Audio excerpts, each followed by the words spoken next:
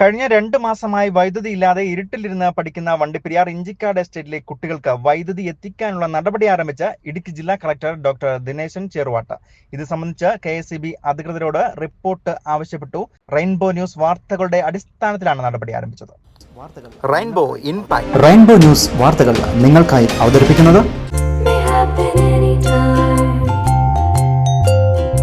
പവിത്ര gold, എന്നും സ്വന്തം. ഒരെണ്ണം കൂടി വാങ്ങായിരുന്നു. കഴിഞ്ഞ ആഴ്ചയിലാണ് വണ്ടിപ്പെരിയാർ ഇഞ്ചിക്കാട്ടിൽ താമസിക്കുന്ന മോഹൻ എന്നയാളുടെ ഹാഷിനി എന്ന 2 കുട്ടികൾ വൈദ്യുതി ഇല്ലാതെ മെഴുകുതിരി വെളിച്ചത്തിൽ പഠനം നടത്തുന്നത് റെയിൻബോ TV വാർത്തയാക്കുന്നത്.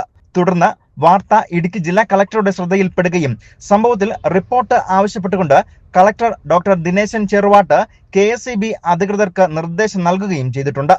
2 മാസക്കാലമായി വൈദ്യുതി ഇല്ലാതെ കഴിയുന്ന ഈ കുട്ടികളുടെ പഠനത്തിന് ഓട്ടോറിക്ഷ തൊഴിലാളിയായ മോഹൻ 120 രൂപയുടെ മെഴുകുതിരിയാണ് എല്ലാ ദിവസവും വാങ്ങുന്നത്. പോപ്സ് എസ്റ്റേറ്റ് മാനേജ്മെന്റിന്റെ തൊഴിലാളി ദ്രോഹ നയത്തിന്റെ ഭാഗമായി തന്നെയാണ് ഇവർക്ക് വെളിച്ചം നൽകാൻ കഴിയാത്തതും. അധികൃതരുടെ ഭാഗത്തു നിന്നും ഇടപെടൽ ഉണ്ടാകുമെന്ന പ്രതീക്ഷയിൽ തന്നെയാണ് മോഹനും കുട്ടികളും.